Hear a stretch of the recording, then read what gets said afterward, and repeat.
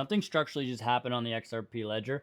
In the last 24 hours, Ondo Finance, JP Morgan's Connexus, Mastercard, and Ripple completed a live cross-border, cross-bank redemption of tokenized US Treasuries on XRPL, with the XRPL leg settling in under 5 seconds outside of traditional banking hours. Hello, that's infrastructure. And today we're breaking down what that actually even changes for XRP holders. It's a quick reminder, this is not financial advice. Always do your own research. You owe that to yourself. Earlier this morning, it was confirmed that Ondo Finance worked with JP Morgan's Connexus, Mastercard, and Ripple to execute a near real-time cross-border redemption of tokenized US Treasuries using the XRP Ledger, settling under 5 seconds. Wasn't a lab demo. This is real tokenized treasuries. Ondo's OUSG fund, real banking infrastructure, Connexus, and corresponding banking rails, real cross-border settlement to Ripple's Singapore bank accounts, live interoperability with Mastercard's multi-token network, and most importantly, XRPL was the settlement rail for it. Well, that matters a lot for XRP holders because the XRPL is being positioned not as a crypto network only, but as the financial plumbing for tokenized TradFi assets. And this pilot was literally designed to connect public blockchain rails with bank settlement rails. I've been saying this, guys. TradFi, DeFi, it's all going to become finance, right? The blending of the two. So this shifts XRPL into institutional proof of execution mode. Realistically, that's kind of basically what it's doing. Short list territory for future treasury and collateral settlement, and official direct competition with private bank blockchains. Why do you think this Clarity Act has been being kicked to the can all the way down, right? This shows the hybrid model. Public chain plus bank rails, they can all run in one flow. And that's the kind of adoption that changes who's allowed to touch the network. That transaction didn't come out of nowhere, though.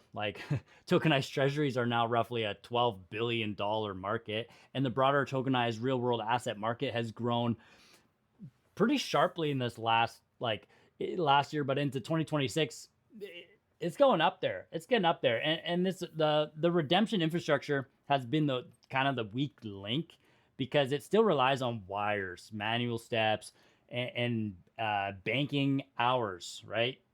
Until a pilot like this comes out. I know that the stock market and stuff, they're saying now that they're going to be trying to switch it over to 24/5. I mean, bankers still want to have their weekends off. It'll eventually go to 24/7, but it's the right direction. It is definitely the right direction. And Ondo is one of those things that specifically has been scaling really fast. Their total value crossed $3 billion in April, with OUSG being one of the main products used in this pilot. That growth is happening while banks are testing 24/7 settlement frameworks. Capital markets are moving towards tokenized collateral and treasury style instruments, and stablecoin style cash legs. They're being integrated with on-chain assets via rails like Mastercard's MTN and Connexus. So XRPL's role here isn't some DeFi speculation one day in the future. This is instant settlement with compliance-friendly design. You and your grandma should care more about this because treasuries, real world assets that are plugging into rails like this, the more network relevance that XRPL captures, it's the more XRP's infrastructure narrative gets a lot harder to ignore. And people who have been skeptic for a long time are kind of starting to get the picture. But hey, I don't want to be the guy that's a little too late, I want to catch it. I want to catch this train. I don't want to miss it. I don't want to catch the next one and be like, man, what an opportunity I passed by. Nah, it's not going to be me, and it's not going to be you either. If you're following this channel, throw a like and subscribe so you don't miss out on anything that's coming out. I'm going to try to keep you guys apprised of all the new stuff and all the new news. But But I appreciate you guys so very much. But this is about XRP. XRP existing underneath tokenized finance, whether people notice it or not. And the pilot like literally shows public chain settlement working alongside global banking infrastructure. Now here's actually kind of where it gets a little bit more interesting, is that while Bitcoin's ETFs pulled in 467, something like that, $1 million in a single day, XRP saw a very different signal. XRP whale outflows was reported as dominating at 91%, meaning the majority of XRP leaving exchanges was whale-sized activity. And combination like that does actually matter. Institutions are allocating, via ETFs and structure rails. Large XRP holders are reducing exchange supply and moving size. Like retail volume is actually been kind of muted these days, but that's classic infrastructure first behavior. Like it's just positioning, you guys. All these institutions are just positioning right now. If XRPL based settlement like pilots expand, XRP's liquidity profile tightens before price reacts. That's just how structural moves usually work. And some people may not be connecting things yet, but like all of this is happening on the XRPL. And Brad Garlinghouse is literally on the main stage at Consensus Miami in 2026. And his session was live streamed too. And he dropped a line that made headlines is I've never been to an XRP maxi, is what he was saying. It's not going to be a one chain world. I want to see Bitcoin succeed. All these people that are like thinking that, you're so bullish about XRP, but you hate everything else. Not at all. Not and Ripple doesn't even hate that, And maybe it surprises me because when the lawsuit was dropped on Ripple, it was like everybody was just kicking them while they were down. Yeah, I get them. But meanwhile, they're fighting this lawsuit about where the SEC is just bullying all these crypto projects, and they won. And look all that happened from that, right? So like, I don't understand why people aren't on Team Ripple, aren't on Team Brad and XRP, whether or not that's your main holding, or if you hold any of it. Like there doesn't have to be only one winner in this space, and that's what Brad's saying. Is there's not actually going to be just one winner. XRP doesn't need to kind of have some type of whatever the early days of crypto tribalism.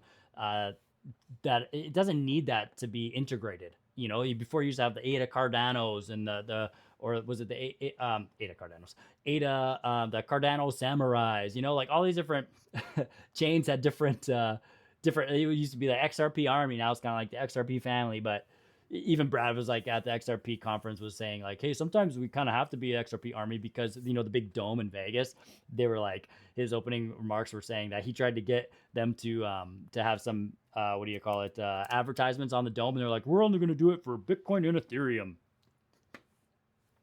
I don't get that. It makes zero sense to me, but he's like, we should boycott them, kind of joking around. But like, what's with the tribalism in crypto? I don't get it. I think, hey, if we're all winning, at the end of the day, we're kind of here to make money. We're not like a bunch of nerds that just love this technology so much that we'd just be doing it for free. Now, there are probably some of us out there that are like that, but I'm not one of them. I got into this space because I saw it as an opportunity where I can actually kind of skip the line. Me being like a millennial, I was born in the 90s, and it's like all the things that people said to do,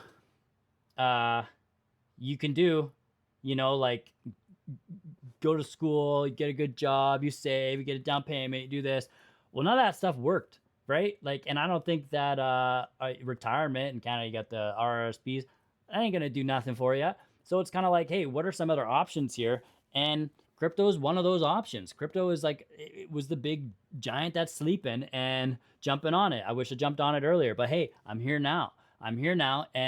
And there's actually, there's stuff happening. And I just think that like, I don't know, Garlinghouse kind of basically confirmed that like Ripple Prime is making XRP good collateral across lots of institutional platforms. And that's a big deal. That's huge, because collateral is how an asset stops being just a trade and starts being a financial tool. So like XRPL settling tokenized treasuries, XRP being positioned as institutional collateral, right? XRP's CEO pushing this multi-chain integration first, like message on the big stage, like we're all in it together. A rising tide raises all ships, right? That's basically the idea. Man, like that's positioning. And I mean, a question for you guys is: would you rather have like XRP spike on some type of hype or some type of news that comes out, or actually become part of Wall Street's settlement stack? I'm thinking the latter. I'm thinking the latter has more push, right? And so today's developments actually make this closer being possible, right? Like more tokenized treasury pilots choosing XRPL, stablecoin, and this cash leg infrastructure settling alongside real assets. Banks expanding after hours settlements tests, right? Like after, like they're moving that direction. It's easy to see, and they're telling you. It's not like it's a secret. The XRP is increasingly treated as infrastructure, not just a trade, especially if collateral use starts to expand. And I know price may be a little bit more boring these days than what people want, but boring is often where positioning happens. And today's actually a little bit more about, who's using the XRP ledger and why that matters more than even the candles that you're seeing on the charts. I like charts. I like technical analysis. I like blockchain background, all those guys that have great technical analysis. But it's just the it's not all about technical analysis, right? Like there are some fundamentals here that you can't ignore. So, I mean, if you think XRP's biggest moves will come from price speculation or this financial infrastructure adoption, I don't know. You let me know in the comments below. But if you guys are finding value here, please throw a like and a subscribe. I appreciate you guys so very much. For now, stay blessed, be positive, and I'm going to catch you guys in the next one.